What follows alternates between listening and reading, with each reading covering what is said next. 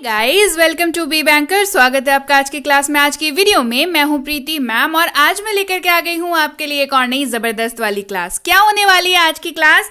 तो आज की क्लास में हम करेंगे ट्रांसलेशन कोर्स। जी हाँ, अनुवाद, किसी भी हिंदी वाक्य को अंग्रेजी में अनुवाद करने के लिए आज ये कोर्स करेंगे। फुल कोर्स कराने वाली हूँ, पूरी की पूरी कोर्स हो जाएगी, तो बिल्कुल टेंशन नहीं लेना है और इस क्लास को बहुत ही जबरदस्त तरीके से कर लेना है। तो चलिए शुरू करते हैं आज की क्लास। उसके पहले अगर चैनल पर नए हैं, पहली बार इस क्लास को देख रहे हैं, जल्दी से कर लीजिए चैनल को सब्सक्राइब करते वक्त बेल आइकन जरूर दबा दीजिएगा ताकि जब भी हमारी कोई नई क्लास आए आपको पक्के तौर पर पता लग जाए। इसके साथ ही आप कर सकते हैं हमें टेलीग्राम पर ज्वाइन करने के लिए इस लिंक के जरिए टेलीग्राम ऐप पर हमें सर्च करिए। हम लोग मिलेंगे आपको बी बैंकर एजुकेशन सोल्यूशन के नाम से, आइए वहां ज्वाइन कर लीजिए। इसके साथ ही आप इस लिंक के जरिए सर्च कर सकते हैं, फोन नंबर के जरिए भी सर्च कर सकते हैं। सिंपली टेलीग्राम ऐप पर लिख करके बी बैंकर भी आप हमें वहां पर ज्वाइन कर सकते हैं। हमारी बुक्स, हमारी ई बुक्स, हमारी फ्री कोर्सेज की एक्सेस पाने के लिए और पेड कोर्सेज की जानकारी के लिए। तो चलिए शुरू करें आज की क्लास। जैसा कि मैंने आपको बताया, ट्रांसलेशन कोर्स कराने वाली हूं और पूरी की पूरी कोर्स को हम लोग ट्रिक की हेल्प से पूरा करेंगे, यानी कि बहुत ज़्यादा आपको लोड लेने की ज़रूरत नहीं है। पूरी कोर्स को ट्रिक की मदद से कराऊंगी और बहुत ही बेहतरीन तरीके से आप जो है अनुवाद कर पाएंगे। तो भाई चलिए शुरू करें आज की क्लास। है जो बोलते हैं ना, जैसे वो एक डॉक्टर है, टीचर है, वो एक एडवोकेट है, इस तरीके से हम लोग बोलते हैं। वैसा ही एक कॉमन सा सिंपल सा वाक्य है हमारे पास, दैट इज कि वह एक डॉक्टर है। अच्छा, इसको अगर आपको अनुवाद करना हो अंग्रेजी में तो आप इसको कैसे करेंगे? कुछ नहीं करना है, आपको दिख रहा है आपकी स्क्रीन पर है जो है वो वह और एक डॉक्टर के बीच में आ गया। ठीक है, कहाँ आ गया? उसके बीच में आ गया। तो अब वह का जो अर्थ होता है, वह का जो अनुवाद होता है, मैं बेसिक वर्ड्स में करा चुकी हूं कई बार आपको कि वह का मतलब ही होता है, राइट? ही होता है। और है का मतलब इज होता है को तो पहले हम लोग बीच में ले आए, है ना? चुपचाप से उठा के है को बीच में ले आए, राइट? है का मतलब इज होता है। एक डॉक्टर, क्या बताया था? अ डॉक्टर, क्योंकि अ का मतलब क्या होता है? एक। किसी किसी वाक्य में ये दिखता है, किसी किसी वाक्य में निहित होता है, मतलब कि अंडरनीथ होता है, साफ साफ लिखा हुआ नहीं रहता है, राइट? अ डॉक्टर, एक डॉक्टर, अ डॉक्टर, क्या हो गया? पढ़िए, ही इज अ डॉक्टर। मतलब शुरुआत बेस वाक्य हमने इसको लिया, थोड़े बहुत इसके फेरबदल किए, जैसे है को हम लोग बीच में उठा करके ले आए, राइट? तो इससे उसके बाद हमने अनुवाद किया तो क्या बन गया? वह एक डॉक्टर है, ही इज अ डॉक्टर। क्या किया? बस है को उठा करके बीच में ले आए, इतना ही किया। बाकी हर एक शब्द को क्या किया? अनुवाद कर दिया। तो क्या बन गया? वह एक डॉक्टर है, he is a doctor. Rule जानना बेहद जरूरी है, तभी आप बेहतर तरीके से कर पाएंगे। पहला रूल, है का मतलब इज होता है और इज का इस्तेमाल सिर्फ और सिर्फ आप ही, शी, इट या किसी भी नाम के साथ ही करेंगे। किसके साथ करेंगे? ही, शी, इट या किसी भी नाम के साथ ही आप इस का इस्तेमाल करेंगे। इसके अलावा ही का मतलब वह होता है जो लड़कों के लिए प्रयोग होता है, मेल मेंबर के लिए, यानी कि पुरुष के लिए इस्तेमाल होता है। शी का मतलब भी वह होता है, लेकिन शी का इस्तेमाल तब करेंगे जब लड़कियों की बात हो रही हो, महिलाओं की बात हो रही हो, फीमेल की बात हो रही हो। इट का मतलब यह होता है और यह निर्जीव वस्तुओं के लिए इस्तेमाल होता है, या जिनका जेंडर आप डिसाइड न कर सके उनके लिए इस्तेमाल होता है। नेम यानी कि नाम, और ये लड़का लड़की किसी का भी हो सकता है। साफ हो गई बात? ये दो रूल्स आपको अनुवाद करने के लिए याद रखने पड़ेंगे। चलिए और उदाहरण देखते हैं बेहतर समझने के लिए। अगला वाक्य है हमारे पास, वह एक शिक्षिका है। शिक्षिका मीन्स टीचर, है ना? वह एक शिक्षिका है। क्या बताया था? है को बीच में ले आइए। है को बीच में ले आए, क्या बन गया? वह का हमने अनुवाद कर दिया शी, है का मतलब बताया इज, और एक शिक्षिका मतलब और टीचर। तो शी इज अ टीचर, वह एक शिक्षिका है, शी इज अ टीचर। और एग्जाम्पल देखिए, रोहन एक रसोइया है। रसोइया मीन्स कुक, जो खाना बनाता है। रोहन एक रसोइया है को बीच में ले आइए। रोहन है एक रसोइया, इसको हमने ऐसे कर दिया है ना, इसको ऐसे पढ़िए, रोहन है एक रसोइया। तो Rohan is a cook. Rohan is a cook. Ragini एक दर्जी है। दर्जी मीन्स टेलर, जो कपड़े सीता है। रागिनी एक दर्जी है। उठा करके है को बीच में ले आइए। रागिनी है एक दर्जी। Ragini is a tailor. Ragini एक दर्जी है।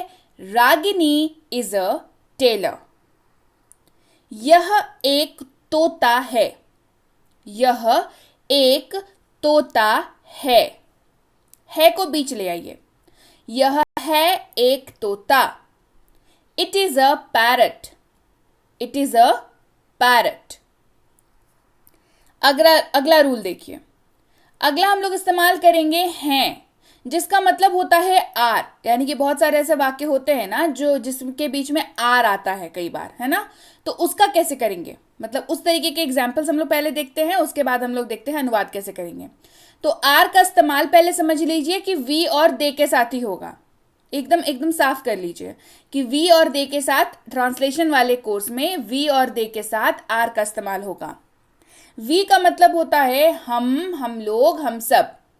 वे का मतलब होता है वे लोग, वे सब। ठीक है, यहां तक साफ हो गई बात। एग्जाम्पल्स देखिए। हम लोग शिक्षक हैं। हम लोग शिक्षक हैं। देखिए हैं का इस्तेमाल हो रहा है, बिंदु लगा हुआ है, तो हैं को बीच में ले आइए। हम लोग हैं शिक्षक। We are teachers. हम लोग शिक्षक हैं। We are teachers. वे लोग डॉक्टर हैं। वे लोग डॉक्टर हैं को बीच ले आइए। वे लोग हैं doctor. They are doctors. They are doctors. Are का इस्तेमाल जो है वो यू के साथ भी होता है, लेकिन वहां पर उसका मतलब थोड़ा सा बदल जाता है। इसका मतलब यहां पर है तो होता ही है, साथ में हो के लिए भी इस्तेमाल होता है। आपको रीजन मैं हमें बहुत बार बता चुकी हूं, दैट इज कि हिंदी में हमारे पास किसी को संबोधित करने के लिए तुम सब, तुम लोग, तू या आप सब, आप लोग, ये सारे शब्द हैं, लेकिन अंग्रेजी में एक ही शब्द है, दैट इज यू, है ना। तो यू का इस्तेमाल इसलिए थोड़ा डिफरेंट हो जाता है। यू का इस्तेमाल हो और हैं, इन दोनों ही की जगह पर इस्तेमाल होता है, यू के साथ आर का, क्योंकि यू से वाले वाक्य की एंडिंग जो है कई बार ऐसी हो जाती है, तो हम लोग क्या बोलते हैं, आर का इस्तेमाल करते हैं। और आर का इस्तेमाल यू के साथ जब होता है तो हैं या हो, ये दोनों तरीकों से होता है। उदाहरण देखिए, तुम एक गायक हो। तुम एक गायक हो। गायक मतलब सिंगर।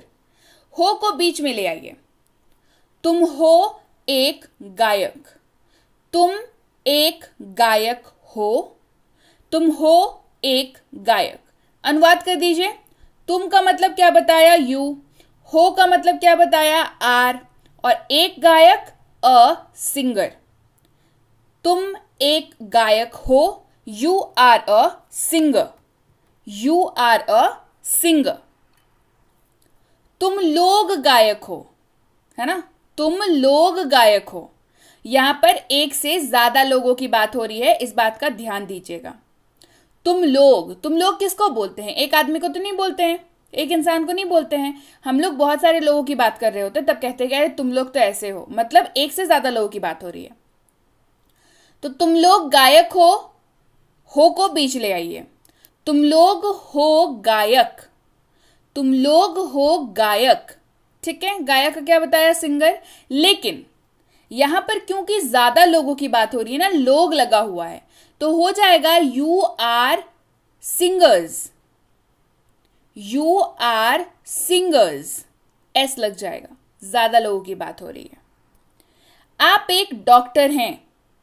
आप एक डॉक्टर हैं को बीच ले आइए। आप हैं डॉक्टर, ये बन गया। आप हैं डॉक्टर। अनुवाद कर दीजिए। आप का अनुवाद यू, हैं का अनुवाद आर, एक doctor a doctor, you are a doctor. आप एक डॉक्टर हैं, यू आर अ डॉक्टर। आप लोग डॉक्टर हैं, यहां पर ज्यादा लोगों की बात हो रही है, आप लोग डॉक्टर हैं को बीच ले आइए। आप लोग हैं डॉक्टर, तो यहां पर लोग के लिए क्या लग जाएगा, क्या बताया, एस लग जाएगा। यू आर डॉक्टर्स, एस लग गया। क्यों? क्योंकि ज्यादा लोगों की बात हो रही है, एक लोग की बात नहीं हो रही है, ज्यादा ग्रुप ऑफ पीपल की बात हो रही है। तो आप लोग डॉक्टर हैं, यू आर डॉक्टर्स, राइट। बढ़ते हैं आगे। अगला है हूं। हूं कई बार आपको किसी किसी वाक्य में दिखता है, इसका अनुवाद होगा एम, और इसका इस्तेमाल सिर्फ और सिर्फ आई, जिसका मतलब होता है मैं, इसके साथ ही होगा। ठीक है, हूं का मतलब एम, मैं का मतलब आई, और एम का इस्तेमाल आई के साथ होगा। मैं एक शिक्षक हूं, मैं एक शिक्षक हूं, हूं को बीच ले आइए। मैं हूं शिक्षक, क्या बन गया, मैं हूं शिक्षक। तो मैं का अनुवाद कर लीजिए आई, हूं का अनुवाद बताया अभी एम, और एक शिक्षक अ टीचर। मैं एक शिक्षक हूं, आई एम अ टीचर। मैं एक शिक्षक हूं, आई एम अ टीचर। इसके बाद आपको बताते हुए एक बहुत ही इंपॉर्टेंट सी बात जिसका ध्यान आपको रखना है जब आप अनुवाद करें, यानी कि ट्रांसलेट जब आप करें, तब एक बड़ा बड़ा ही इंपॉर्टेंट सा पॉइंट है जो कई बार लोगों में छूट जाता है, आपका ना छूटे। चलिए वो कॉन्सेप्ट आपको बता दूं। वॉवेल साउंड के लिए ए नहीं लगाना है। वॉवेल साउंड क्या होता है? वॉवेल यानी कि ए, ई, आई, ओ, यू, इन पांचों अल्फाबेट को वॉवेल्स कहते हैं और इनके उच्चारण को वॉवेल साउंड कहते हैं। तो जब भी आप वॉवेल साउंड वाले शब्दों का इस्तेमाल करें तो वहां पे ए नहीं लगेगा, एन लगेगा। क्या लगेगा? एन लगेगा। वॉवेल साउंड के लिए ए नहीं लगाना है, एन लगाना है। वॉवेल साउंड क्या होता है? ए, ई, आई, ओ, यू, इस तरीके के इस लेटर्स से अगर शब्द शुरू हो रहे हो या उच्चारण यानी कि साउंड से शुरू हो रहे हो तो एन लगाएंगे। कैसे? कंफ्यूज है? चलिए बताती हूं। देखिए डॉक्टर है ना, डॉक्टर, डॉक्टर, ड है ना, शुरुआत में क्या दिख रहा है? ड, तो ये अ डॉक्टर हो जाएगा। क्या होगा? अ डॉक्टर हो जाएगा। एडवोकेट, एडवोकेट की तो भाई स्पेलिंग ही ए से शुरू हो रही है, तो एडवोकेट जो है वो अ एडवोकेट नहीं होगा, एन एडवोकेट होगा। क्यों? क्योंकि वॉवेल लगा हुआ है सामने। देख लीजिए, ए, ई, आई, ओ, यू, ये पांचों क्या होता है? वॉवेल होता है, और इनसे शुरू हुआ शब्द के आगे क्या लगाएंगे? एन लगाएंगे। अभी अभी बताया। तो एडवोकेट किससे शुरू हो रहा है? अ से शुरू हो रहा है, तो उसके लिए क्या लगेगा? An advocate. इंजीनियर, इंजीनियर किससे शुरू हो रहा है भाई? ई से शुरू हो रहा है, तो क्या लग जाएगा? An engineer. अ इंजीनियर गलत होगा। अनुवाद करते वक्त सबसे बड़ी गलती यहीं पर होती है ना? Engineer, an engineer. साफ? चलिए एग्जाम्पल्स देखते हैं, बेहतर समझते हैं। वह एक वकील है, वह एक वकील है को बीच ले आइए। वह है एक वकील, वह है एक वकील। यहां तक तो अभी तक क्लियर हो गया ना कि वह का इस्तेमाल आप कर लेंगे ही के जगह, मतलब वह का अनुवाद ही हो जाएगा, है का अनुवाद इज हो जाएगा। एक वकील की बात हो रही है, तो ऑब्वियस सी बात है, अगर आप वॉवेल का कॉन्सेप्ट नहीं याद रखेंगे तो आप यहां पर भी अ एडवोकेट कर देंगे और वहीं पर आपका वाक्य हो जाएगा गलत। क्यों? वॉवेल के कॉन्सेप्ट की वजह से दिया ना वॉवेल का कॉन्सेप्ट अभी। तो एक वकील, एन एडवोकेट, क्या हो जाएगा? An advocate. He is an advocate, वह एक वकील है, ही इज एन एडवोकेट। एक और छोटी सी बात जिसका ध्यान रखना जरूरी है, ये जो ए और एन वाला नियम मैंने आपको बताया अभी, ये नियम केवल एक वचन यानी कि आई, यू, ही, शी और नाम के लिए ही होगा। ठीक है, ये जो है एक वचन है और इनके लिए ही इसका इस्तेमाल किया जाएगा। चलिए, मैं एक इंजीनियर हूं, हूं को बीच ले आइए। मैं हूं एक इंजीनियर। अनुवाद करते हैं अब। मैं का कर दिया आई, हूं का कर दिया एम, एक इंजीनियर, एन इंजीनियर। मैं एक इंजीनियर हूं, आई एम एन इंजीनियर। तुम एक एक्टर हो, तुम एक एक्टर हो को बीच ले आइए, तुम हो एक एक्टर। तुम का मतलब यू, हो का मतलब आर, एक एक्टर, एक्टर की स्पेलिंग ए से शुरू होती है तो an actor, you are an actor. तुम एक एक्टर हो, यू आर एन एक्टर। अब कुछ चलिए मिक्स सेंटेंसेस की प्रैक्टिस करते हैं। ये प्रैक्टिस कर रहे हैं हम लोग, ठीक है, ताकि जो भी क्लास में हमने पढ़ा उसको हम लोग एक साथ एक बार क्विक सा रिवीजन कर लें। प्रैक्टिस से बढ़िया कोई चीज हो ही नहीं सकती किसी चीज को पक्के तौर पर मजबूत करने के लिए, और प्रैक्टिस तो बी बैंकर पर कराई जाती है जम के, पता है ना। चलिए प्रैक्टिस करते हैं। वह अच्छा लड़का है, he is a good boy. वह अच्छा लड़का है, he is a good boy. क्या हो गया, है को बीच ले आए हम लोग। वह है अच्छा लड़का, वह है अच्छा लड़का, he is a good boy. यहां पर आपका सवाल होगा कि मैम इंग्लिश में अ गुड बॉय लगाया, हिंदी में एक तो नहीं लिखा हुआ। लेकिन जब आप कह रहे हैं वह अच्छा लड़का है तो आप किसी एक लड़के की बात कर रहे हैं। हिंदी में ये अर्थ जो है छुपा हुआ है, अंग्रेजी में लिखा हुआ है he is a good boy. He is good boy नहीं होगा, he is a good boy. वह अच्छा लड़का है, he is a good boy. आप धनी हैं, धनी मीन्स जिसके पास पैसे खूब होते हैं, रिच, है ना, अमीर लोग। आप धनी हैं को बीच ले आइए, आप हैं धनी। यू आर रिच, आप का हो गया यू, हैं का हो गया आर, धनी का मतलब रिच। यू आर रिच, आप धनी हैं, यू आर रिच। वे लोग खुश हैं, वे लोग खुश हैं को बीच ले आइए। वे लोग हैं खुश। वे लोग का अनुवाद क्या होगा, दे, THEY दे। हैं का आर, खुश का हैप्पी, दे आर हैप्पी। जैसे कि आप अभी हैप्पी हैं कोर्स को करके, खुश है ना, तो खुश है तो इसी बात पे चलिए लाइक कर दीजिए, सब्सक्राइब नहीं किया है तो कर लीजिए, कमेंट करके मुझे बताइए कोर्स बढ़िया लग रही है कि नहीं। कोर्स करने फिर से आएंगे ना, सारी पूरी कोर्स करेंगे ना, 5 दिन की कोर्स है, पूरी कंप्लीट करिएगा। चलिए, वे लोग खुश हैं, दे आर हैप्पी। वह डरपोक है, डरपोक मीन्स कावर्ड, टिमिड, है ना, ये सारे शब्द इस्तेमाल होते हैं। वह डरपोक है को बीच ले आइए। वह है डरपोक, वह है डरपोक। ही इज टिमिड, वह का अनुवाद ही, है का अनुवाद इज, डरपोक यानी कि या तो कावर्ड लिख दीजिए या तो टिमिड लिख दीजिए, दोनों ही इस्तेमाल कर सकते हैं, आपको जो याद रहे। He is timid. यह खूबसूरत खूबसूरत मीन्स ब्यूटिफुल। यह खूबसूरत है को बीच ले आइए। यह है खूबसूरत। यह का अनुवाद इट, है का अनुवाद इज, खूबसूरत मतलब ब्यूटिफुल। It is beautiful. यह खूबसूरत इट इज ब्यूटिफुल। लोग डेली लाइफ सेंटेंस फॉर्मूला यानी कि DLS फॉर्मूला के बारे में जानेंगे। क्या है ये फॉर्मूला, DLS फॉर्मूला इसको कहते हैं। ये है वाव, जी हाँ, ये बिल्कुल आप इसको पढ़िएगा तो आप वाव ही, मतलब आपको वाव वाली फीलिंग आ जाएगी। वाव का मतलब क्या होता है कि बहुत अच्छा, क्या बात है ना, वाव, ये वाली फीलिंग आपको आ जाएगी, क्योंकि इसके बाद आप बहुत बड़े रेंज ऑफ सेंटेंसेस को जो घर पे बोले जाते हैं उसको अनुवाद कर पाएंगे आप बड़ी ही आसानी से। तो चलिए देखते हैं क्या है वो फॉर्मूला और कैसे आप इसको कर सकते हैं। तो सबसे पहले वाव जो मैंने आपको बताया उसका एक्चुअल में इसको जब तोड़ेंगे उसके अंदर ही फॉर्मूला है ना।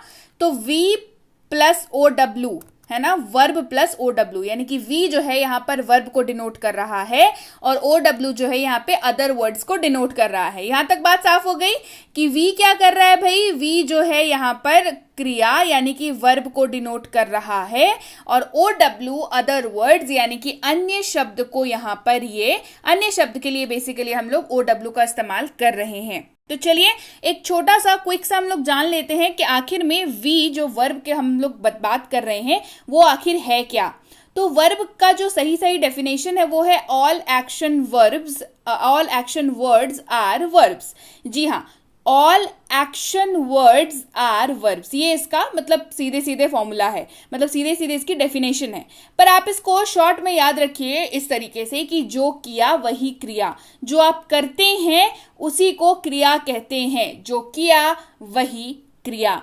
कैसे आप बस चुटकियों में किसी भी शब्द को देख करके ये पहचान सकते हैं कि ये क्रिया है, इसके लिए आपको देखना होगा आगे। दैट इज, जब भी किसी भी शब्द के अंत में ना आपको दिखे और वो क्रिया हो तो वो सीधी सी बात है वर्ब के तौर पर वो एक्ट करेगा। जैसे खाना यानी कि ईट, खेलना यानी कि प्ले, पढ़ना यानी कि रीड, लिखना यानी कि राइट, हंसना है ना यानी कि लाफ, रोना, ये जिसमें भी आपको अंत में ना दिख रहा है और ये किसी भी काम को होते हुए बता रहा है, जैसे खेलना है ना, कोई एक्शन है, खाना आप उसको परफॉर्म करते हैं, पढ़ना, लिखना, हंसना, गाना, रोना, है ना, ये सब क्या है, ये एक्शन है। ये जब आप करते हैं तो वो एक एक्शन को शो करता है, तो ये वर्ब हो गया। तो ये यहाँ पर वर्ब की पहचान हमें हो गई।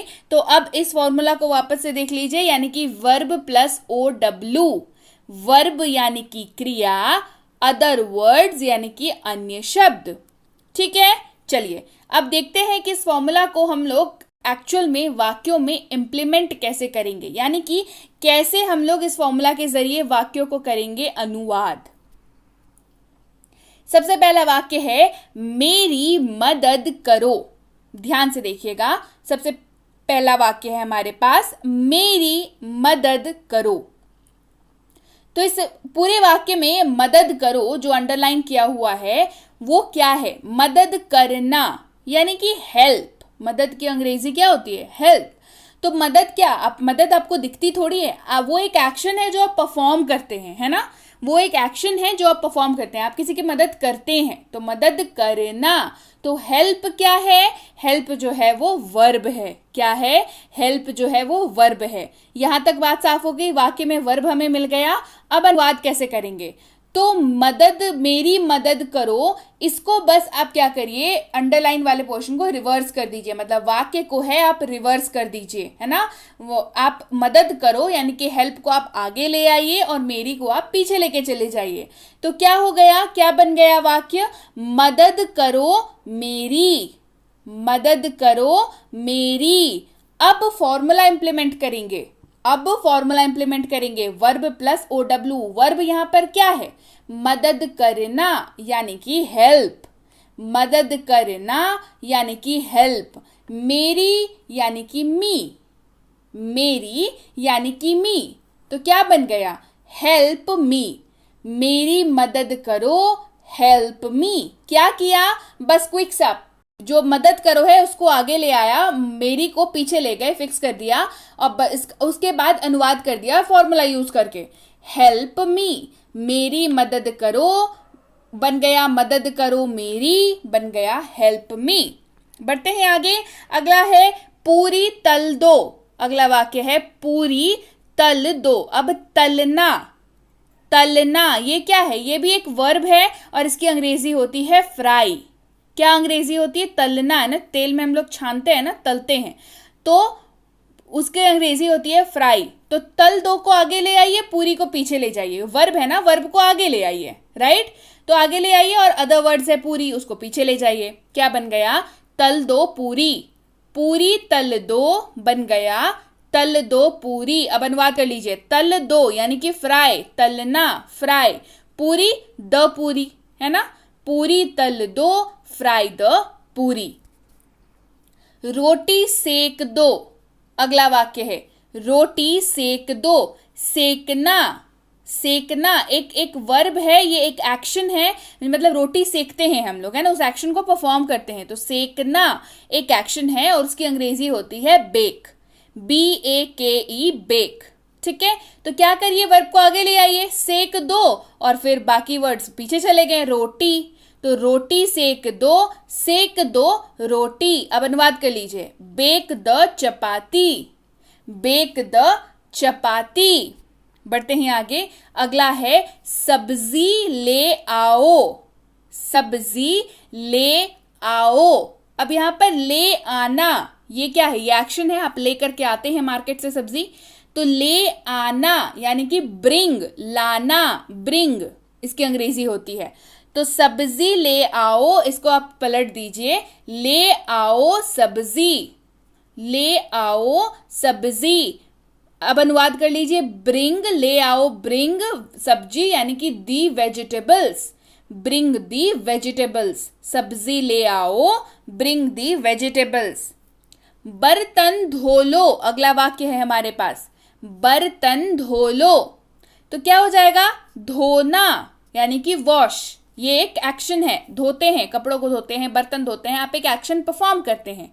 तो बर्तन धो लो, धो लो को आगे ले आइए, धो लो बर्तन, क्या बन गया, बर्तन धो लो। हम लोग यहाँ पे एक्शन वर्ब हमने आगे ले आया, धो लो प्लस बर्तन, तो धोने की अंग्रेजी वॉश और बर्तन the dishes, wash the dishes, बर्तन धो लो, वॉश द डिशेस। पोछा लगा दो, क्या है अगला वाक्य, पोछा लगा दो। अब लगाना है ना, पोछा लगाना, ये अपने आप में जो है ना एक पूरी तरीके से एक एक्शन है ना। और इस पूरे एक्शन में इसकी अंग्रेजी जो है, पोछा की अंग्रेजी मॉप होती है, और मॉप जो शब्द है उसमें अब पोछा क्या है, लगाएंगे ही ना, पोछा को तो लगाते ही हैं। तो इस शब्द में ना इसकी मीनिंग जो है वो बैकग्राउंड में एग्जिस्ट करती है, मतलब ये छुपी हुई मीनिंग है। जब आप मॉप करते हैं ना, मॉप शब्द का इस्तेमाल करते हैं, तो वो अपने आप में एक तरीके से कंप्लीट कर देता है कि पोछा लगाने की बात हो रही है, राइट। तो यहाँ पे पोछा लगा दो को आगे ले आए हम लोग। और हिंदी वाले वाक्य में देखिए, पोछा लगा दो अगर हम लोग बोल रहे हैं तो ये साफ है कि आप फ्लोर पर पोछा लगाने, फर्श पर पोछा लगाने की बात कर रहे हैं। पर अंग्रेजी में जब इसका अनुवाद करेंगे तो फ्लोर आपको मेंशन करना पड़ेगा। तो पोछा लगा दो प्लस फ्लोर हो जाएगा, क्योंकि अंग्रेजी में आपको फ्लोर मतलब जो छुपा हुआ है उसको मेंशन करना पड़ रहा है यहाँ पर। तो मॉप द फ्लोर, पोछा लगा दो, मॉप द फ्लोर। अब यहाँ पे जो मॉप शब्द है वो अपने आप में इस पूरे के पूरे मीनिंग यानी पूरे के पूरे जिस्ट को जो है निहित करता है कि ये मॉप जैसे ही आप इस्तेमाल कर रहे हैं तो ये साफ हो गया कि पोछा लगाने की बात हो रही है। मतलब इस शब्द में पूरी जो मीनिंग है वो निकल कर आ जा रही है, इसीलिए हमने मॉप द फ्लोर इसको अनुवाद किया। पोछा लगा दो, मॉप द फ्लोर। इसे साफ कर दो, इसे साफ कर दो। अब साफ कर दो, ये बेसिकली एक एक्शन है, कोई चीज को आप साफ करते हैं, क्लीन करते हैं किसी चीज को, तो वो अपने आप में एक एक्शन है। तो साफ कर दो इसे, साफ कर दो इसे, अनुवाद कर दीजिए क्लीन इट, इसे साफ कर दो, क्लीन इट। पंखा चला दो, अगला है वाक्य हमारे पास, पंखा चला दो। अब चला दो है ना, चलाना, चला दो। तो ये क्या हो गया, अब इसके लिए इस्तेमाल होता है, क्योंकि इलेक्ट्रिकल अप्लायंस है तो इसके लिए स्विच ऑन शब्द का इस्तेमाल होता है, स्विच ऑन, ठीक है। अब पंखा मतलब फैन, द फैन, तो पंखा चला दो पंखा, switch on the fan, switch on the fan. अगला है घर पर रहो, अगला वाक्य है हमारे पास, घर पर रहो। अब रहना यानी कि स्टे, रहना मतलब स्टे, और कहाँ, घर पर। वाक्य को हमने क्या किया, हमने पलट दिया वाक्य को कि घर पर रहो, पलट दिया रहो घर पर। अनुवाद कर दीजिए, stay at home, stay at home. पर्दा हटा दो या पर्दे हटा दो, तो हटाना दैट्स अ एक्शन है ना, यानी कि रिमूव, रिमूव। तो इसको पलट दीजिए, हटा दो पर्दे, पर्दे की अंग्रेजी कर्टन है ना, पर्दे हटा दो पर्दे, रिमूव दी कर्टन्स, रिमूव दी कर्टन्स। बढ़ते हैं आगे, इसे करो, अगला वाक्य है, इसे करो। अब करना ये अपने आप में एक एक्शन को शो करता है, तो इसको पलट दीजिए, करो इसे, इसे करो, करो इसे, डू इट, डू इट। वहां जाओ, वहां जाओ, तो जाना एक्शन है, मतलब होता है गो, पलट दीजिए, जाओ वहां, जाओ वहां, गो देयर, गो देयर। मुझ पर भरोसा करो, मुझ पर भरोसा करो। तो भरोसा करना ये क्या है? ये एक एक्शन है, आप किसी पे भरोसा करते हैं, राइट? तो करना, भरोसा करना यानी कि ट्रस्ट। मुझ पर भरोसा करो, तो इसको पलट दीजिए, भरोसा करना मुझ पर, है ना? तो ट्रस्ट मी, ट्रस्ट मी। साफ हो गई बात? चलिए कुछ और मिक्स्ड सेंटेंसेस की प्रैक्टिस करते हैं ताकि आपकी जो लर्निंग है वो बिल्कुल पक्की और मजबूत हो जाए। बिस्तर ठीक कर दो, वाक्य है बिस्तर ठीक कर दो।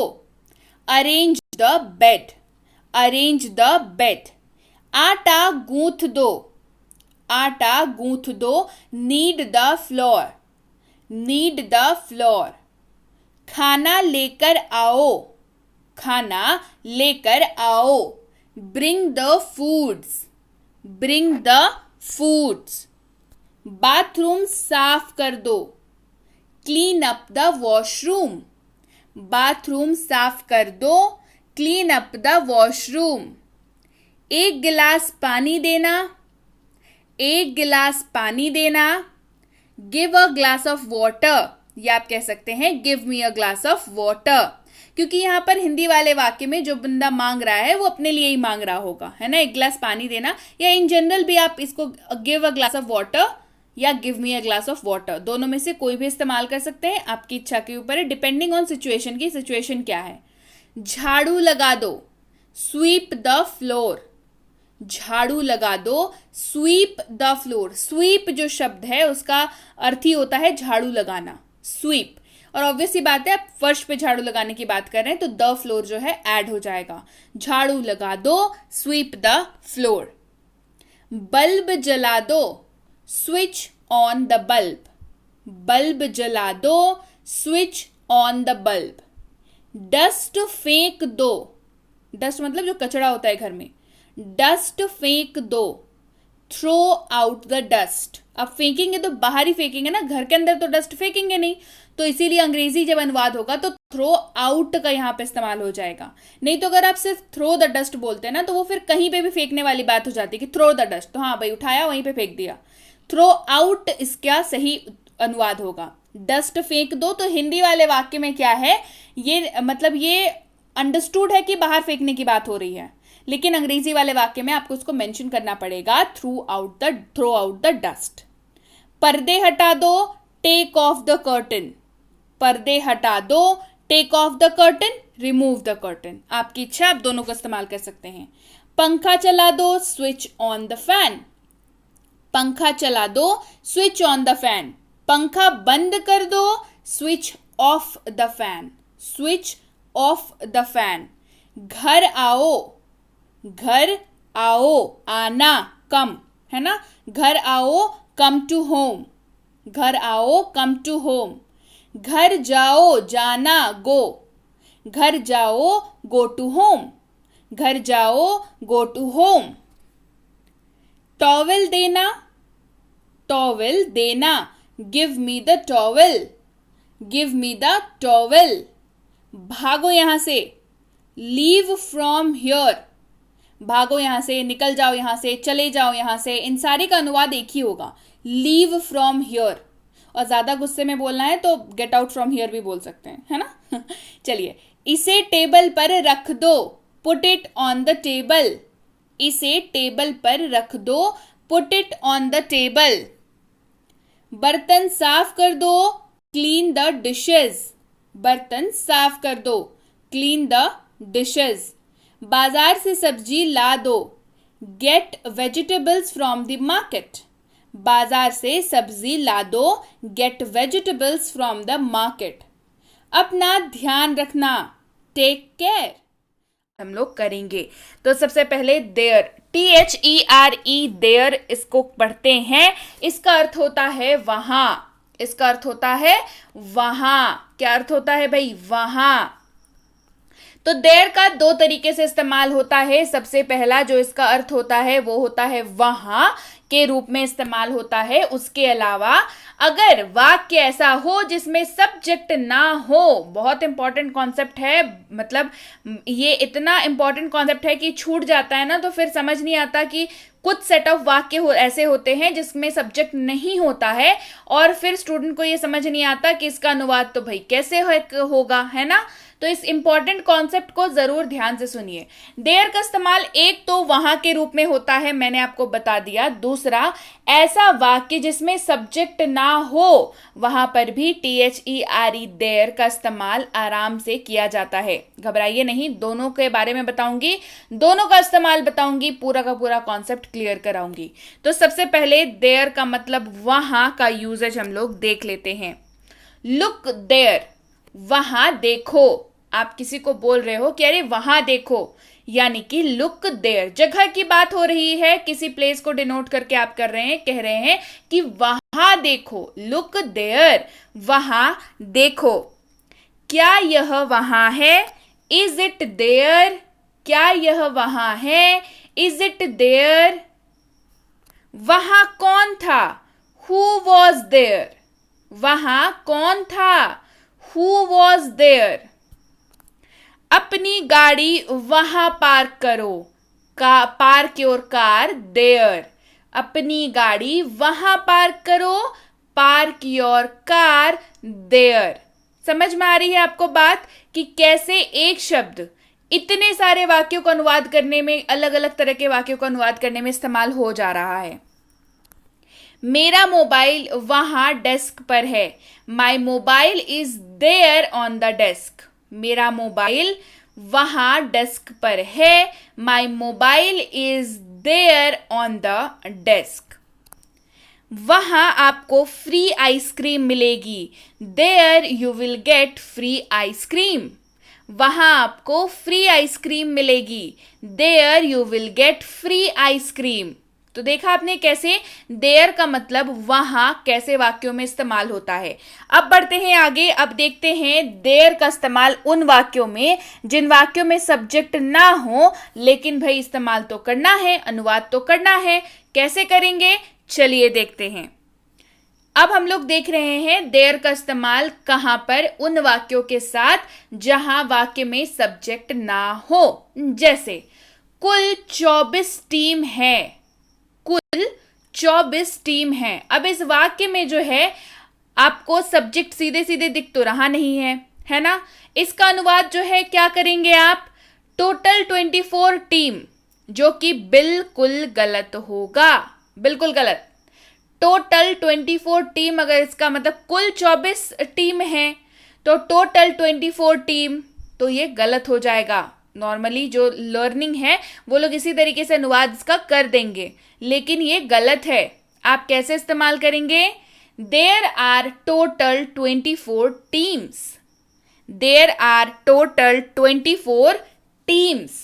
तो देखा आपने कैसे इस वाक्य में सब्जेक्ट नहीं है, देयर ने यहां पर सब्जेक्ट का रोल प्ले किया।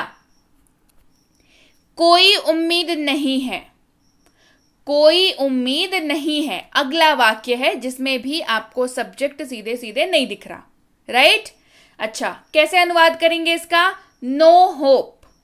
नो होप, ये सही है क्या, जी नहीं, ये गलत है, ये बिल्कुल गलत है। आप क्या कहेंगे, there is no hope. There is no hope. तो देखा अगेन से यहां पर देयर ने क्या कमाल किया। चलिए बढ़ते हैं आगे। ज्यादा समय नहीं बचा है, अगला वाक्य हमारे पास, ज्यादा समय नहीं बचा है। नो मोर टाइम, गलत अनुवाद। नो मोर टाइम, गलत अनुवाद। क्या बोलेंगे, there is not much time left. There is not much time left. No more time गलत हो जाएगा। क्या अनुवाद करेंगे, देयर को, देयर यहां पर सब्जेक्ट के जैसा एक्ट करेगा और ये वाक्य हो जाएगा there is not much time left. Clear हो गई बात। चलिए आगे बढ़ते हैं, अगले सेट ऑफ वाक्यों को देखते हैं। अगला शब्द, अगला जो हमारा वाक्य होगा वो बेस्ड होगा देयर के ऊपर, THEIR वाला देयर। जी हाँ, दो तरह का देयर है होता है, मैं हमको हमेशा बताती हूँ, THERE वाला देयर, जिसके तो सारे कॉन्सेप्ट मैंने करा दिए आपको। THEIR वाले देयर की अब बात करते हैं, जिसका अर्थ होता है उनका या उनकी। वाक्य में ये ऐसे ही इस्तेमाल होता है, उनका या उनकी। चलिए इस्तेमाल देखें। उनकी किताबें नई हैं, देयर बुक्स आर न्यू। उनकी किताबें नई हैं, देयर बुक्स आर न्यू। यह उनका लैपटॉप है, दैट इज देयर लैपटॉप। यह उनका लैपटॉप है, दैट इज देयर लैपटॉप। मुझे उनकी तस्वीरें पसंद हैं, आई लाइक देयर पिक्चर्स। मुझे उनकी तस्वीरें पसंद हैं, आई लाइक देयर पिक्चर्स। बढ़ते हैं आगे अगले शब्द की तरफ, जो कि है दिस।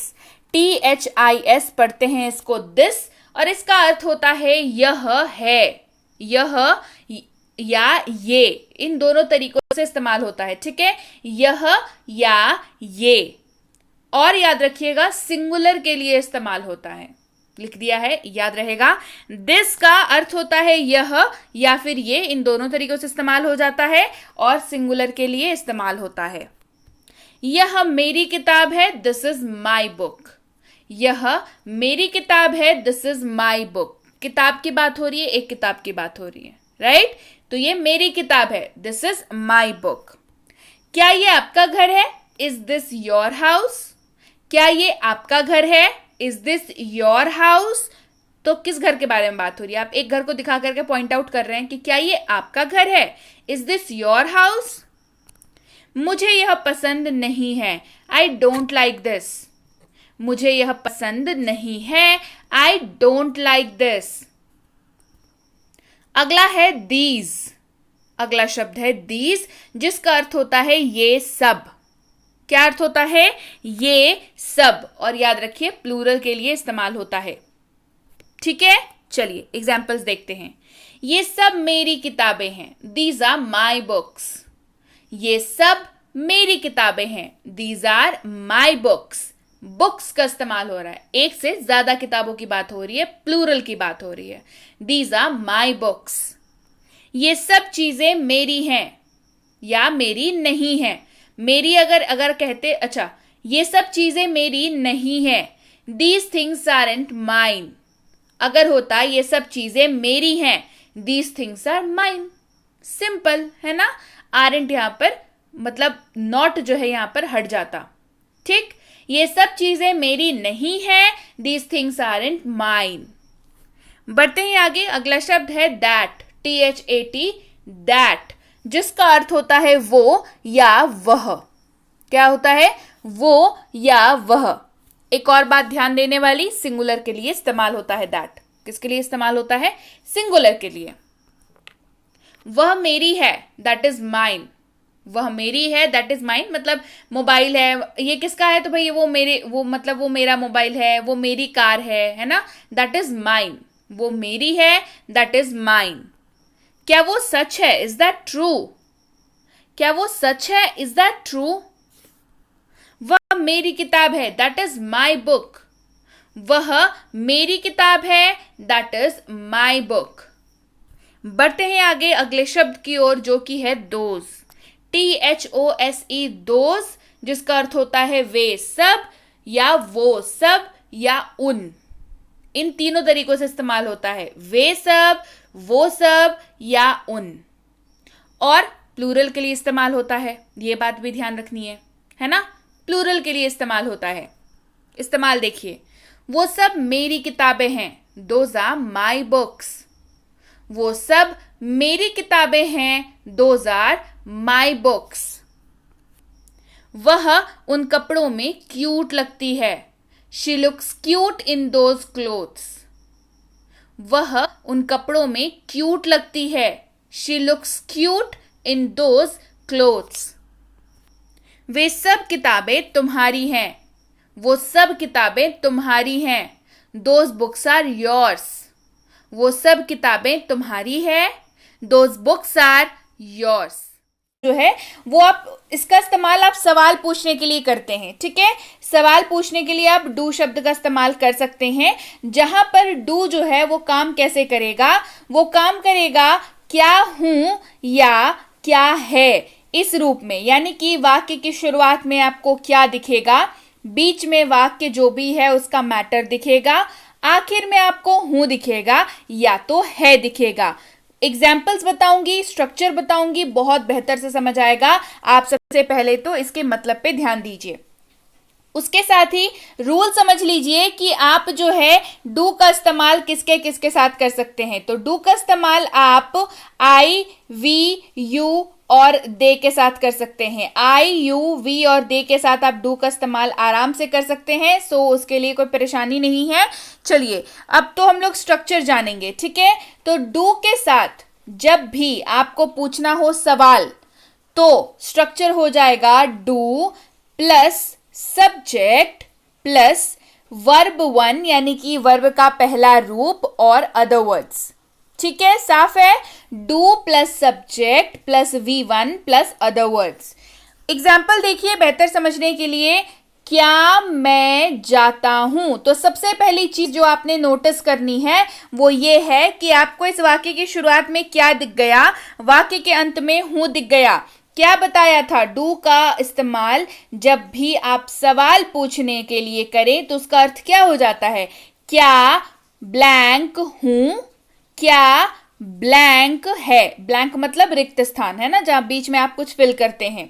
तो दिख गया आपको, इसका अनुवाद डू का इस्तेमाल करके होगा तो क्या हो जाएगा, स्ट्रक्चर क्या बताया था, subject do plus subject plus V1 plus other words. तो डू तो सबसे पहले लग गया, सब्जेक्ट कौन सा है इस वाक्य में, इस वाक्य में सब्जेक्ट है आई, और जाता हूं do I go, do I गो, क्या मैं जाता हूं, डू आई गो। क्या तुम पढ़ते हो, क्या तुम पढ़ते हो, डू यू स्टडी, क्या तुम पढ़ते हो, डू यू स्टडी। अगला शब्द है डज, DOES डज, जिसका अर्थ होता है क्या है। क्या अर्थ होता है, क्या है, और बीच में जो ब्लैंक है वहां पे वाक्य का जो एक्चुअल मैटर है वो आता है, मतलब वाक्य में जिस चीज के बारे में बात की जा रही है उसकी वो चीज आती है वहां पर। डज का इस्तेमाल आप ही, शी, इट और किसी भी नाम के साथ कर सकते हैं। डज का इस्तेमाल ही, शी, इट और किसी भी नाम के साथ आप कर सकते हैं। चलिए स्ट्रक्चर जानते हैं, does plus subject plus V1 plus other words, does plus subject plus V1 plus other words, ये है। चलिए एग्जाम्पल देखते हैं, क्या वह पढ़ाई करता है, डज ही स्टडी, क्या वह पढ़ाई करता है, डज ही स्टडी। क्या वह खाना बनाती है, डज शी कुक, क्या वह खाना बनाती है, डज शी कुक। अगला शब्द है डिड, DID, डिड, इसका अर्थ होता है क्या ब्लैंक था, क्या ब्लैंक थे, क्या ब्लैंक थी। ब्लैंक में क्या आएगा, वाक्य का एक्चुअल मैटर। इसके अलावा इसका अर्थ हो सकता है क्या या, क्या ये, क्या ये इस्तेमाल हो सकता है। और डिड का इस्तेमाल जो है आप सबके साथ कर सकते हैं, I, you, we, they, he, she, it और किसी भी नाम के साथ। तो चलिए अब स्ट्रक्चर भी देख लेते हैं। स्ट्रक्चर हो जाएगा did plus subject plus V1 plus other words, did plus subject plus V1 plus other words. उदाहरण देखिए, क्या आप गए थे, डिड यू गो, क्या आप गए थे, डिड यू गो। क्या तुमने खरीदा, डिड यू बाय, क्या तुमने खरीदा, डिड यू बाय। तो ये थे कुछ आपके इन मतलब प्रश्न पूछने के लिए जब आप इन शब्दों का इस्तेमाल करते हैं। इसके अलावा भी बहुत सारे ऐसे शब्द हैं जिसका इस्तेमाल आप प्रश्न पूछने के लिए करते हैं, जैसे इन्हें कहते हैं WH प्रश्नवाचक वाक्य, यानी कि WH वर्ड्स। जिसका इस्तेमाल आप सबके साथ कर सकते हैं, I, you, we, they, he, she, it और किसी भी नाम के साथ। यानी कि इसके आगे अब मैं आपको जो भी शब्द पढ़ाऊंगी और जो भी स्ट्रक्चर बताऊंगी या जो भी उदाहरण बताऊंगी, उन सब का इस्तेमाल आप I, you, we, they, he, she, it या किसी भी नाम के साथ आराम से कर सकते हैं। चलिए, सबसे पहला है वॉट। वॉट का मतलब होता है क्या। वॉट का मतलब क्या होता है। चलिए स्ट्रक्चर देखते हैं। What plus helping verb plus subject plus verb plus other words. ठीक है, क्या होगा, वॉट प्लस हेल्प के लिए जो भी वर्ब आ जाएगा वो, plus subject plus verb plus other words. उदाहरण के तौर पर, वॉट आर यू ईटिंग, तो वॉट आ गया, आर आ गया, सब्जेक्ट क्या है, यू, और ईटिंग खाना, ईटिंग वर्ब। ठीक है, चलिए उदाहरण देखिए। आपका नाम क्या है, वॉट इज योर नेम। आपका नाम क्या है, वॉट इज योर नेम। आप क्या कर रहे हैं, वॉट आर यू डूइंग। आप क्या कर रहे हैं, वॉट आर यू डूइंग। अगला है व्हेन। व्हेन का मतलब होता है कब। व्हेन का मतलब कब। आप इसका स्ट्रक्चर जान लीजिए। When plus helping plus subject plus verb plus other words. उदाहरण देखिए। वह कब गया, व्हेन डिड ही लीव। वह कब गया, व्हेन डिड ही लीव। हम कब जाएंगे, व्हेन विल वी गो। हम कब जाएंगे, व्हेन विल वी गो। अगला शब्द है वेयर। वेयर का मतलब होता है कहां। वेयर का मतलब होता है कहां। इसका स्ट्रक्चर जान लीजिए। Where plus helping plus subject plus verb plus other words, अगर वाक्य में हुआ तो। आप कहां रहते हैं, वेयर डू यू लिव। आप कहां रहते हैं, वेयर डू यू लिव। आप कहां जा रहे हैं, वेयर आर यू गोइंग। आप कहां जा रहे हैं, वेयर आर यू गोइंग। अगला शब्द है वाई। वाई का मतलब होता है क्यों या क्यों, दोनों ही तरीके से इस्तेमाल होता है। स्ट्रक्चर जान लीजिए। Why plus helping plus subject plus verb plus other words. वह क्यों रो रहा है, वाई इज ही क्राइंग। वह क्यों रो रहा है, वाई इज ही क्राइंग। आप यह क्यों कर रहे हैं, why are you doing this. आप यह क्यों कर रहे हैं, why are you doing this. अगला शब्द है हुज। WHOSE, हुज, जिसका अर्थ होता है किसका या किसकी। किसका या किसकी। Whose plus helping plus subject plus verb plus other words. यह कलम किसका है, हुज इज दिस पेन। यह कलम किसका है, हुज इज दिस पेन। वह किसका दोस्त है, हुज फ्रेंड इज ही। वह किसका दोस्त है, हुज फ्रेंड इज ही। अगला शब्द है विच, जिसका अर्थ होता है कौन सा। विच मतलब कौन सा। स्ट्रक्चर जान लीजिए फिर इस्तेमाल देखेंगे। Where plus helping plus subject plus verb plus other words. आपका बैग कौन सा है, विच इज योर बैग। आपका बैग कौन सा है, विच इज योर बैग। कौन सा अच्छा है, विच इज बेटर। कौन सा अच्छा है, विच इज बेटर। अगला है हु। WHO, हु, जिसका अर्थ होता है कौन या किसने। कौन या किसने। तो who plus helping plus subject plus other words. कौन है वहां, हु इज देयर। कौन है वहां, हु इज देयर। तुम कौन हो, हु आर यू। तुम कौन हो, हु आर यू। अगला है whom, जिसका मतलब होता है किसको या किसे। किसको या किसे। स्ट्रक्चर जान लीजिए। whom plus helping plus subject plus verb plus other words. आपने किसे देखा? Whom did you see? आपने किसे देखा? Whom did you see? आप किसके साथ गए थे? With whom did you go? आप किसके साथ गए थे? With whom did you go? अगला शब्द है हाउ, जिसका मतलब होता है कैसे या कैसा। कैसे या कैसा, इन दोनों तरीकों से ये इस्तेमाल हो जाता है। How plus helping plus subject plus other words, ये इसका स्ट्रक्चर है। कैसे करेंगे? एग्जाम्पल्स देखिए। आप कैसे हैं? How are you. आप कैसे हैं? How are you. आपका दिन कैसा बीता? How was your day. आपका जब भी आप किसी वाक्य में इस्तेमाल करना चाहते हैं नहीं ता हूं और बीच में जो ब्लैंक आपको दिख रहा है, सिंपल सी बात है, वो जो ब्लैंक है वो इस्तेमाल होता है एक्चुअल वाक्य के मुद्दे के लिए, यानी कि एक्चुअल जो वाक्य में जो बात हो रही है उसके लिए ब्लैंक का इस्तेमाल होता है। वहां पे हम लोग आगे जाकर के रिक्त स्थान को भरेंगे तो आपको बेहतर समझ आएगा। डू नॉट, पहले फिलहाल मतलब पर ध्यान दीजिए। नहीं ता हूं, यानी कि वाक्य की शुरुआत में नहीं दिखेगा आपको और आखिर में ता हूं, ते हो या ते हैं, इस तरीके के आपको शब्द दिख जाएंगे शुरुआत और आखिर में। कैसा रहेगा वाक्य? चलिए देखते हैं। मैं नहीं खाता हूं। मैं नहीं खाता हूं। I do not eat. मैं नहीं खाता हूं। I do not eat.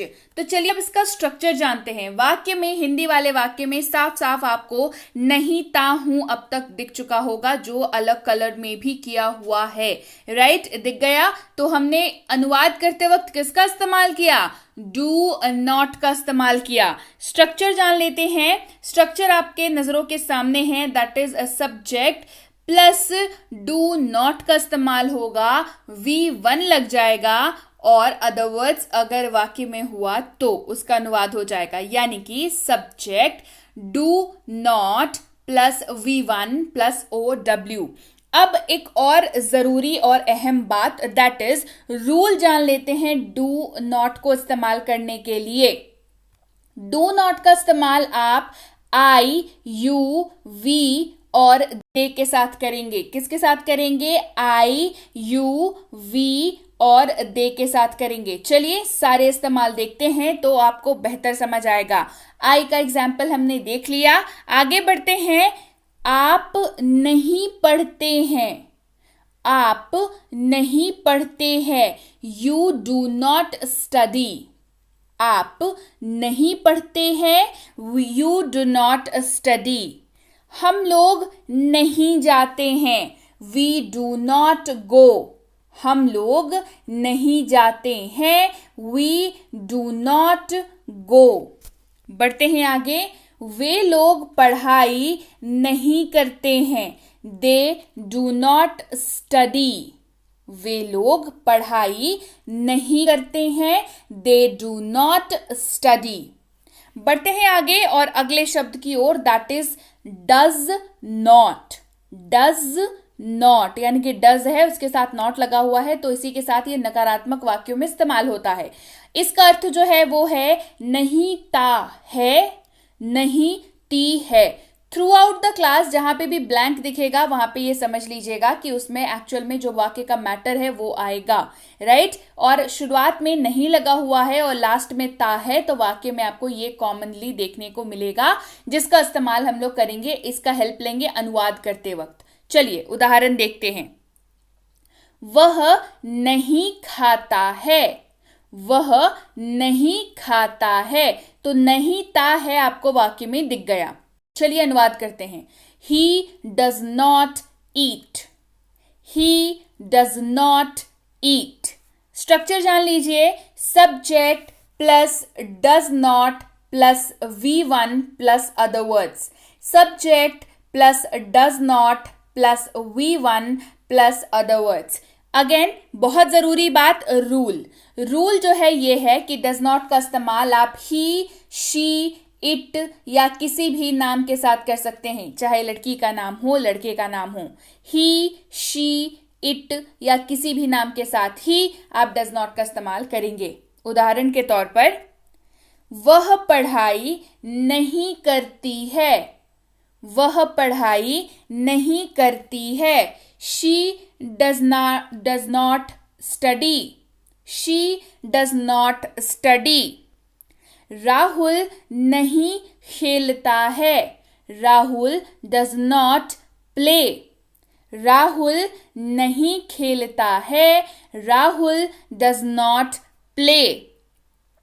रानी पढ़ाई नहीं करती है। Rani does not study. Rani पढ़ाई नहीं करती है।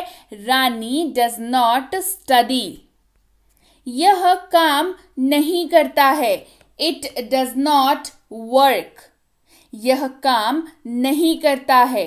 It does not work. बढ़ते हैं आगे। अगला शब्द है डिड नॉट, यानी कि डिड नॉट नकारात्मक वाक्यों में कैसे इस्तेमाल होगा ये देखेंगे।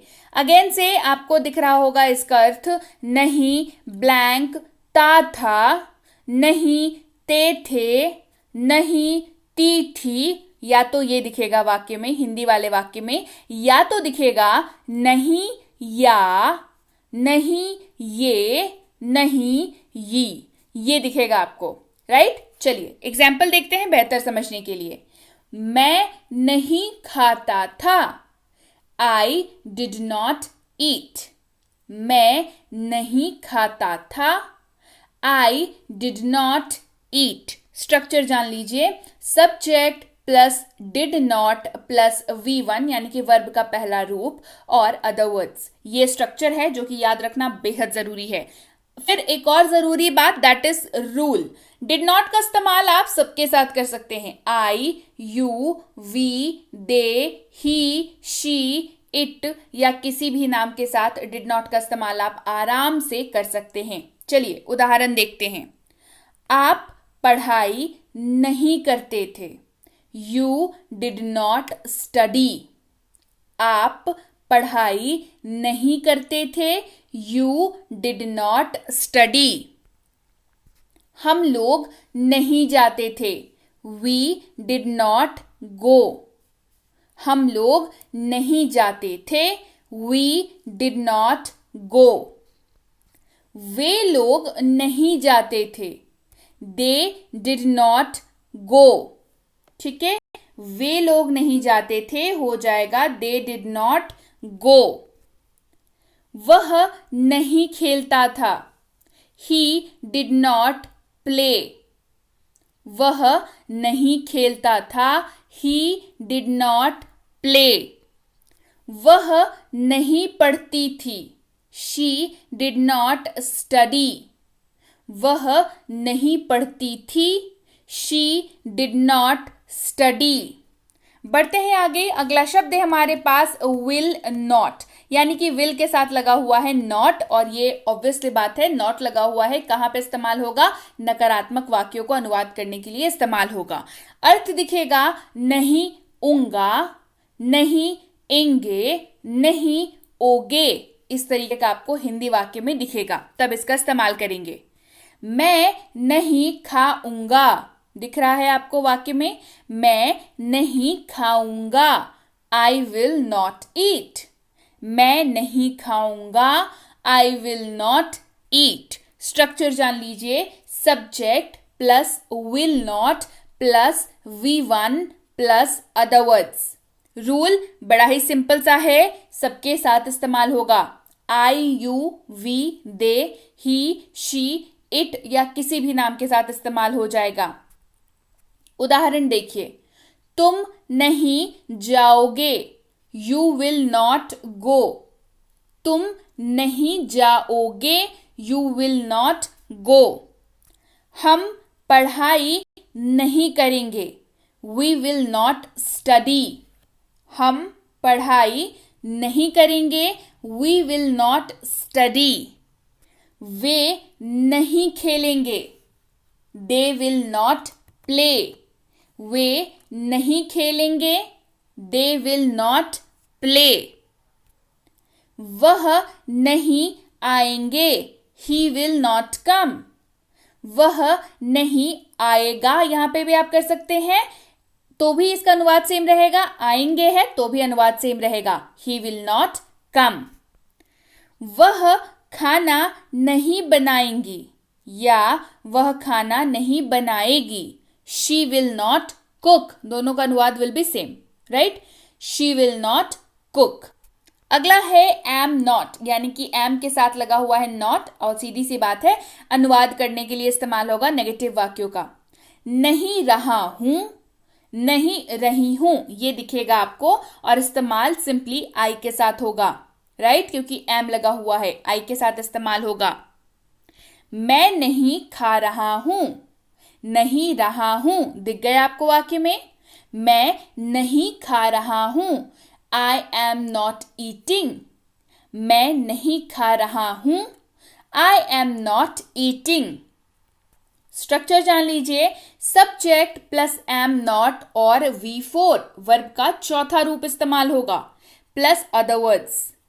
उदाहरण देखिए, मैं नहीं जा रही हूं, आई एम नॉट गोइंग, मैं नहीं जा रही हूं, I am not going.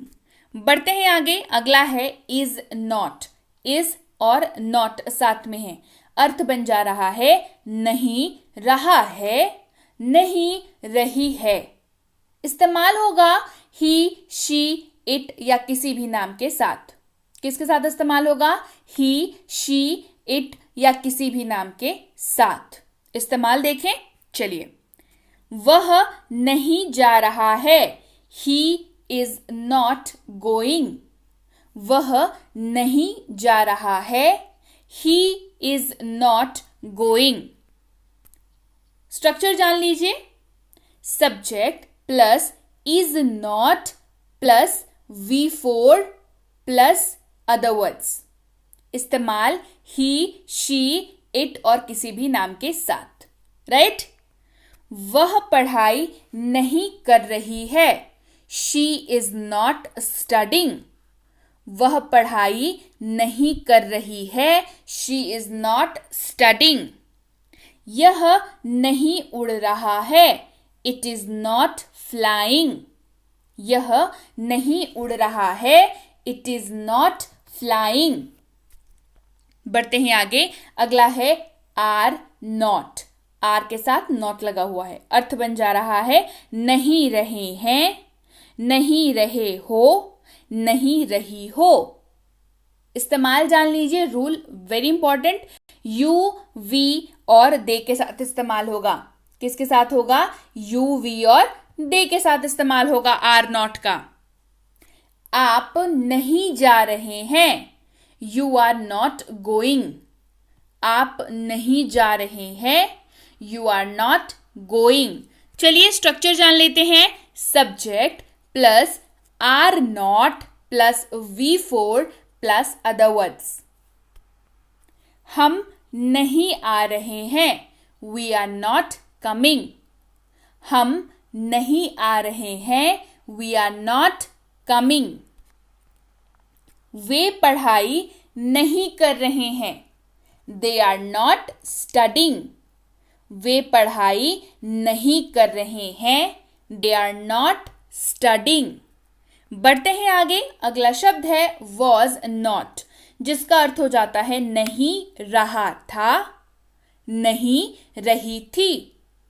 Rule इस्तेमाल ये आई, ही, शी, इट और किसी भी नाम के साथ हो जाएगा, ठीक है। वॉज नॉट का मतलब नहीं रहा था, नहीं रही थी। इस्तेमाल आई, ही, शी, इट या किसी भी नाम के साथ हो जाएगा। चलिए इस्तेमाल देखें, मैं नहीं खा रहा था, आई वॉज नॉट ईटिंग। मैं नहीं खा रहा था, I was not eating. Structure जान लेते हैं, subject plus was not plus V4 यानी कि वर्ब का चौथा रूप plus other words. Subject plus was not plus V4 plus other words. वह नहीं जा रहा था, ही वॉज नॉट गोइंग।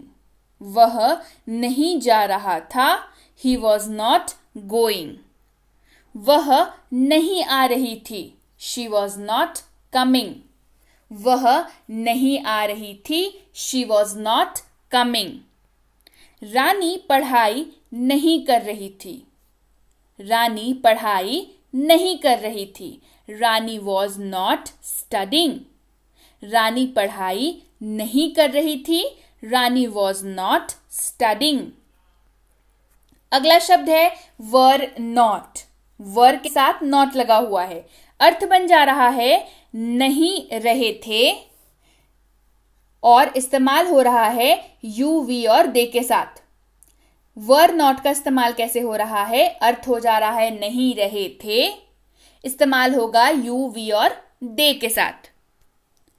तुम पढ़ाई नहीं कर रहे थे, यू वर नॉट स्टडिंग। तुम पढ़ाई नहीं कर रहे थे, you were not studying. Structure जान लीजिए, subject plus were not plus V4 plus other words.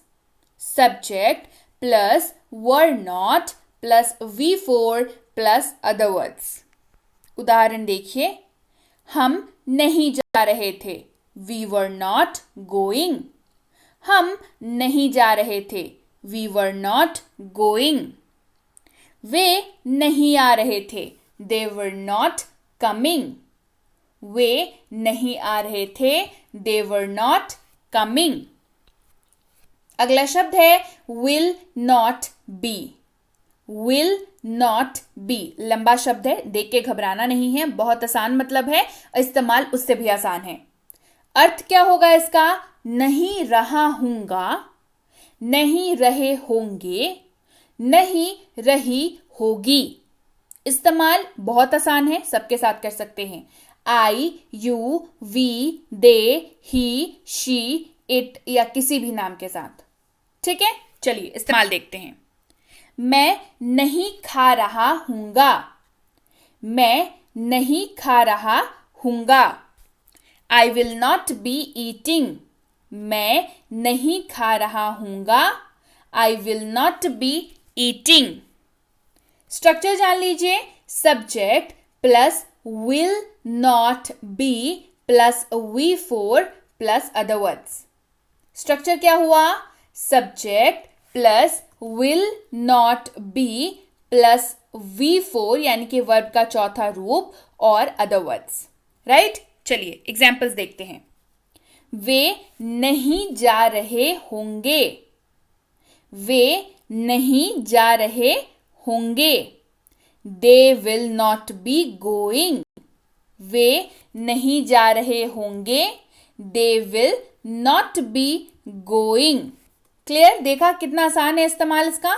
तो ज्यादा लंबा शब्द देके घबराना नहीं है, पहले उसका हम लोग जान लेंगे, मतलब इस्तेमाल जान लेंगे, फिर हम लोग देखेंगे कि हार्ड है या नहीं है। राइट, चलिए।